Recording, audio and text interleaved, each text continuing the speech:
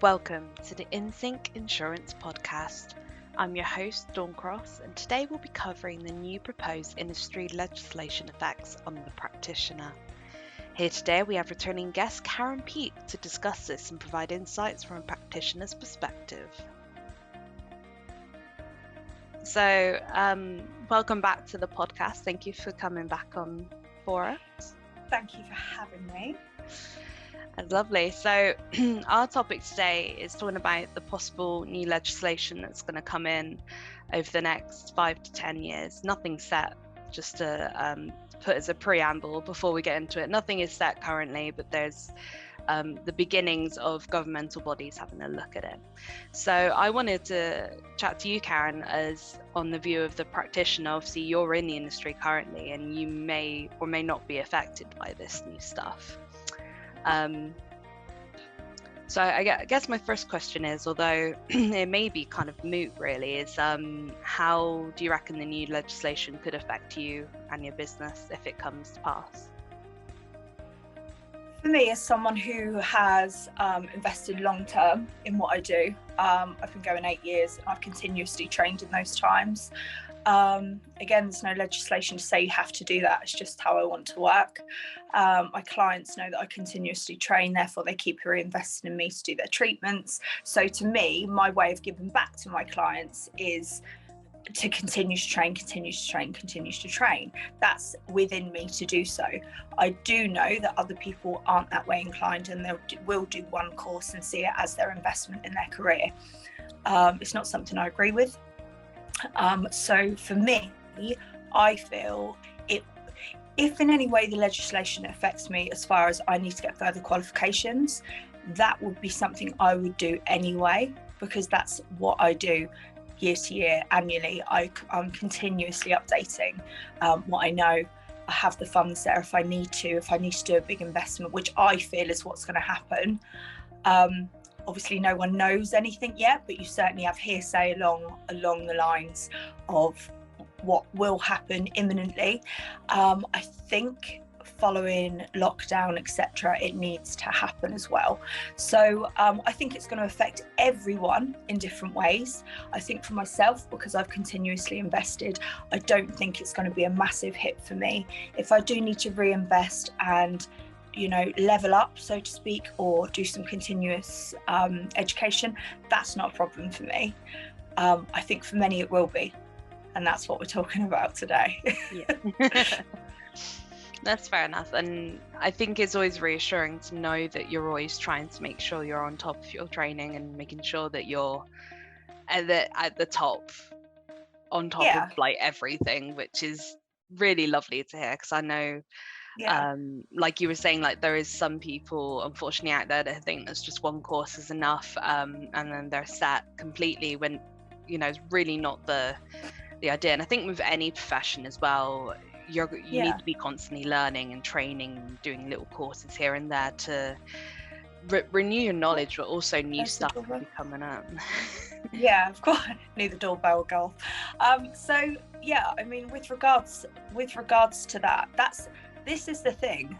Whenever I've heard of any negative between, controversy, again, medic, non-medic, I work with medics and non-medics, so it's neither here nor there for me. I work with doctors, I work with nurses, so there's never been that divide, but I believe it's because of the amount of knowledge they know I have. So, for example, they'll remain unnamed, but there are doctors that have done masterclasses for the aesthetic that I can achieve with my results. And that's a huge,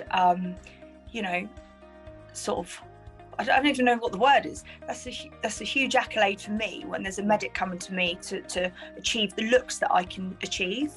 But then on the flip side, all I've ever heard expressed from that side is everyone needs to be educated to a certain level. And I 100% agree with that. And I think that, you think nurses have to put in so many hours to continue what they do. So do doctors. They have to put in so many hours to continue what they do, to keep updating their knowledge, to update their knowledge on anatomy, to learn more and more about different things. So for me, that's what it's always been about, is to be educated to one level, not have so many people that do continually invest and know what they're doing, and have this sea, an absolute body and sea of humans that don't have a clue. And sadly, there is that at the moment, and that is why the regulation needs to come in.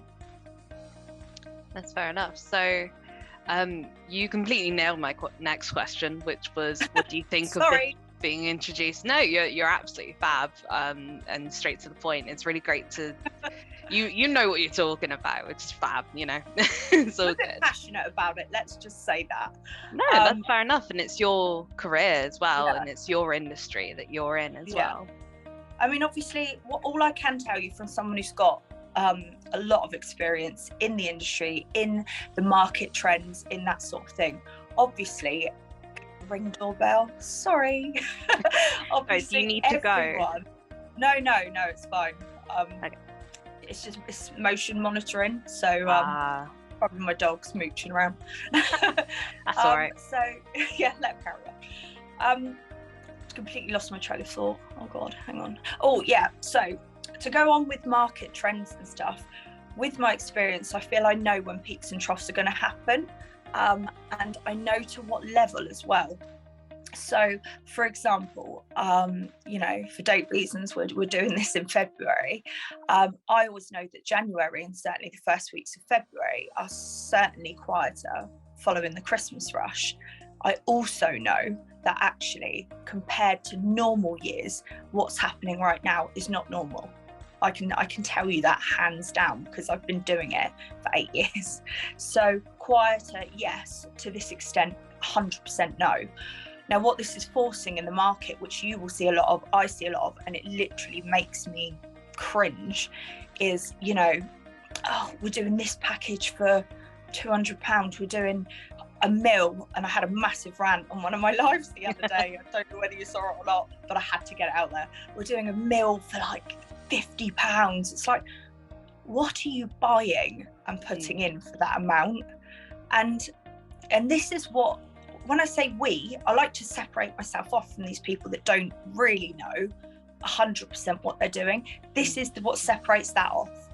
So for me, it's now no longer medic, non-medic, it's educated, uneducated.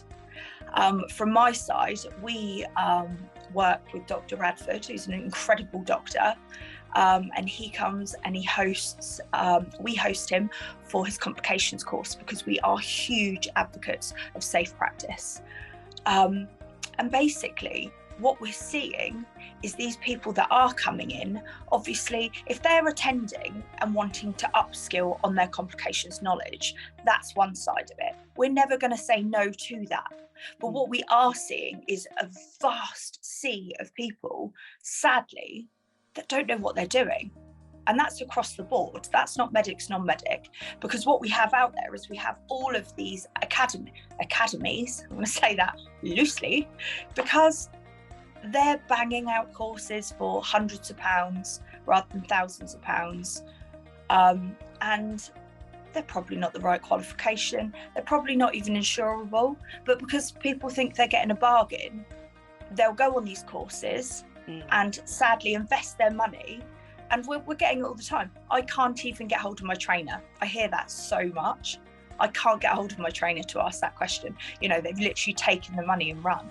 And that's medics and non-medics being hit with that, because they think they've seen someone with incredible social media who have done amazing training, you know, and they've got a celeb on there saying the training was amazing. Doesn't mean anything. It doesn't mean anything, sadly, in this day and age. Social media and the push to teach and to gain these skills, you see it now. They're breaking down what you can earn in a day. Now, I'm sorry, but it takes a lot of time, i.e. and experience, and what you have under your belt, i.e. time and experience, in order to earn that sort of money. You're not going to come into the industry and pack out a 12-hour day like I do. You're not. It's a fact. And I'm very honest with people who approach me to ask about training. Now, on reflection of that, obviously training was a big part of what I offer in my academy. I've completely stopped any foundation training. Now, that's a massive statement to make from someone who put years into qualifying as a teacher. I have stopped that type of training because the market to me is laughable at the moment. It's not, it's frustrating and it's disgusting, and it's literally bringing the industry to its knees. But I will not teach because people are wanting to come into the industry. I don't know how many times I read a week, I'll go into aesthetics, you know, it's definitely what you should be doing, it's easy money. No, it's not, and it shouldn't be. And the course shouldn't be easy, and neither should the qualification. You shouldn't be attending, you know, a day course or a 2-day course and come out qualified and be given your certificate. You know, when I trained, I had to send in my case studies, and if some of them weren't good enough, they got sent back, you know, and have a look at this, maybe try ejecting from this angle.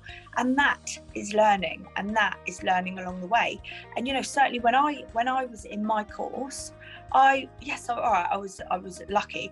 I was lucky as far as I had loads of models, but I also invested in one-to-one, which is something I'm a massive advocate for with my masterclasses. I had 22 models when I did my filler course. Now we're getting ladies on the complication course with our doctor saying that they've done a quarter of a lip, and they're injecting faces. Like, it worries me. And they're not the people, they haven't tried to cut corners, but sadly, because of the poor training, it starts from there, doesn't it? So they've poorly been trained by someone they saw and respected as, actually, you could get some good training here, start a career, and they've been let down. And now the support network isn't there. And that's where this massive sea of uneducated people come from, I guess. Yeah, it is really sad to hear that I think it's almost like false promises from those kind of academies. I mean, obviously, just to clarify, not all academies are like this. There's actually some really good ones out there. Definitely not. But you certainly hear who the good ones are. Yeah, and I know who the good ones are, and I know who the bad ones are.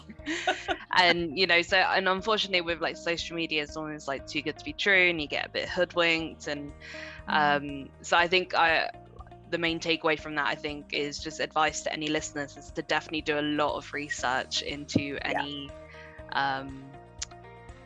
academy before you kind of investment into yourself and your career. Because, you know, unfortunately, if you pick the wrong one, you could lose relatively a lot of money, or just get off on the wrong foot. Like you were saying, you know, at the very beginning, it could kind of go awry, and that's it. You're not, it just keeps on going wrong from there, really.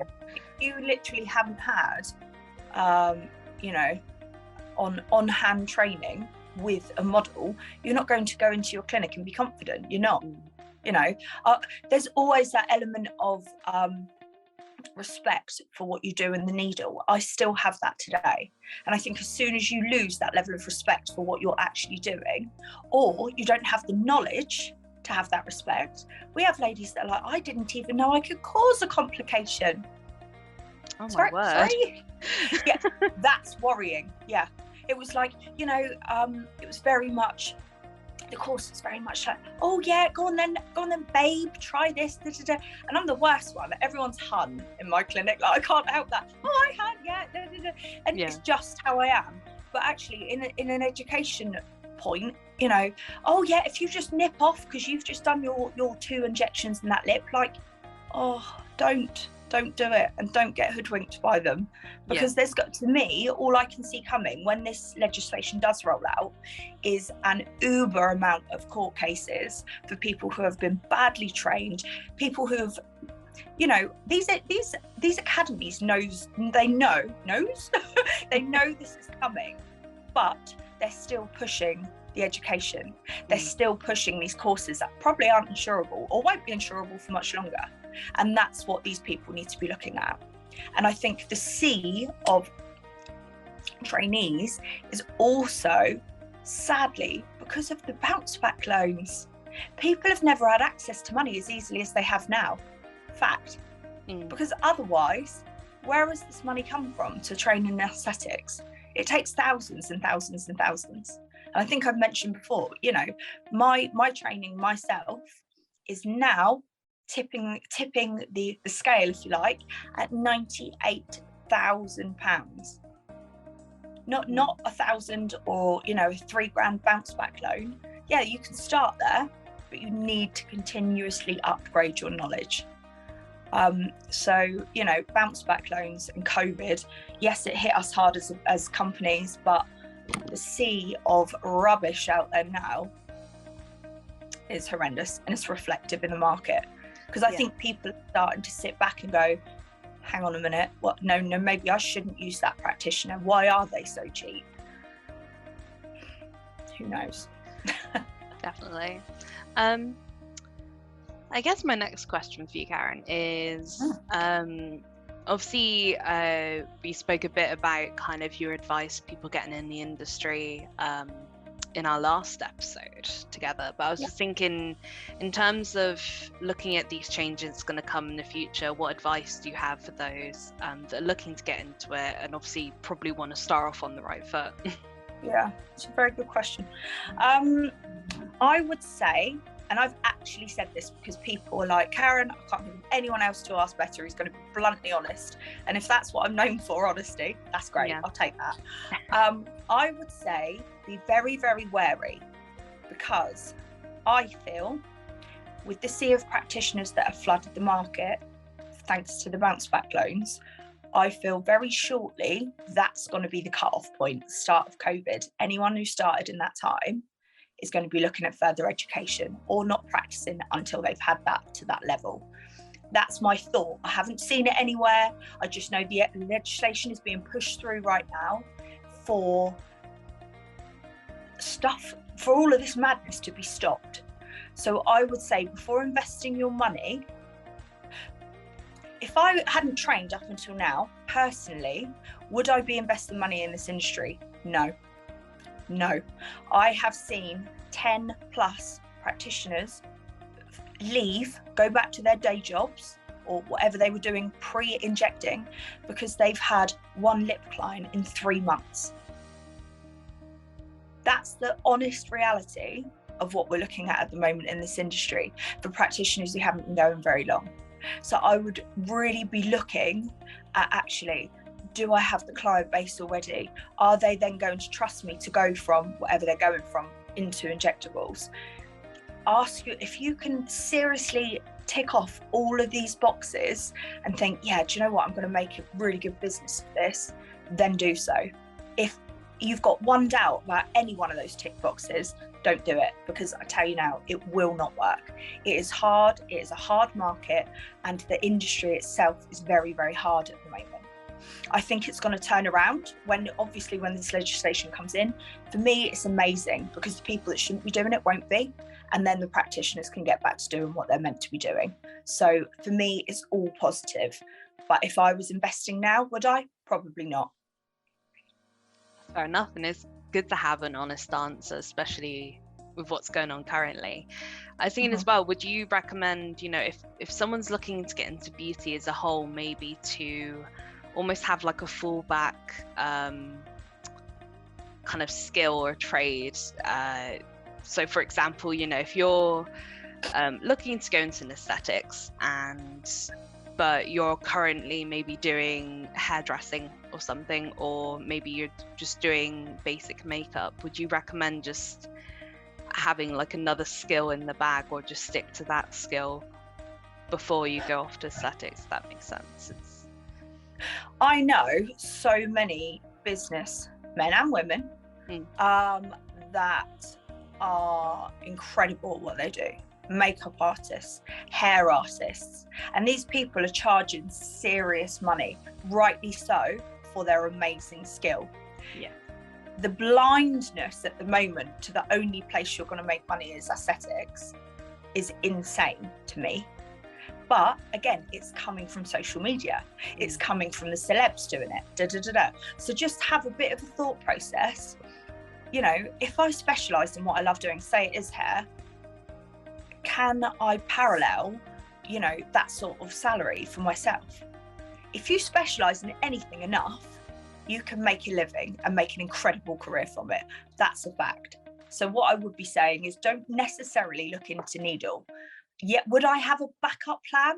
I don't have a backup plan. I'm always plan A, and that's how I run my business. That I'm focused. When stuff is harder, it's harder at the moment, I change the game. And I changed the way that I'm running my business at the moment, and it's working really well for me. So would I have a backup plan? No. Should other people have a backup plan? Know where you're heading with it. I'd say it's more about having a focus than a backup plan. If this doesn't go to plan and you get one lip in 3 months, what are you going to do? You've still got overheads. You've still got, well, hopefully you haven't got overheads. I didn't have overheads when I started. Everyone seems to be jumping in and buying clinics with no clue behind it. That to me is insane. I had a client base before I had overheads at a clinic, and that was 3 years deep. And this is the madness: is people see people who've been going for years and they're like, oh, I want a clinic, that'd be easy. No, it won't. And we'll see you come and you'll go. Like, it's just facts. And I love giving advice. When people come and they ask me about different things, I love being honest and giving advice, because it's something that a lot of people, they just don't see sometimes. And it's just having that open opinion. I don't mind whether you go into aesthetics or not. I don't mind if you go into hairdressing or not. It doesn't affect me or my career or my life. So me being honest is just exactly that. It's me being honest. So, for me, don't have a backup plan. Always go plan A, stay focused, and change the game. If you're doing it wrong, change the game. Yeah, that would be my... No, that's completely fair. Have you got any other bits you want to add? Because I think we've ran through my questions very, very quickly and easily. Smash through those questions. That's brilliant. Not really. I mean, I just can't get across enough how passionate I am about this whole thing changing. I am buzzing for it, and the reason I'm not scared is because I've continuously invested, and I'm happy to do so more so, basically. And what I can see is this huge sea of mess that's going on at the moment is very quickly going to dissipate, and the specialists are going to be left to do what we do. So to me, it's a massive positive. Not that really. Obviously, if you'd like to specialise, you're more than welcome to have a chat with me about my masterclasses. But again, I've dropped that. I do that minimally. Now that may sound insane, but literally when people inquire about a masterclass with me, I interview them. I want to know what they've done. I want to know how good they are already. Because a masterclass, that is fine tweaking a skill. It's not starting from basics because you've done a quarter of a lip. So yeah, that's all I have to say really. That's fair enough. And it's been really refreshing and interesting to hear it from a practitioner's perspective as well. I know there's a lot going on and a lot of thinking, and ahhing. So it's kind of nice just to hear it, and also hopefully it can help listeners either make a decision or even just that they're a bit more aware about it, because maybe some people don't know too much about it if they haven't been told by their trainers or any work colleagues, so to speak. So hopefully this episode will be really useful to them. Hold on to your seats for the court cases, guys. It's all I'm saying. Yeah, I agree that. Yeah, I agree. I think definitely there'll be some court cases against unfortunately the not so great academies and stuff like that. So it'll be kind of interesting to see what happens. All academies right now know what's going on. That's a fact. What they're doing about it, that's the difference between a good academy and a bad one. Yeah. That's fair enough. Yeah. Well, thank you so much for coming on again for us. It's been really interesting to speak a bit more about the nitty-gritty stuff. Honest as always.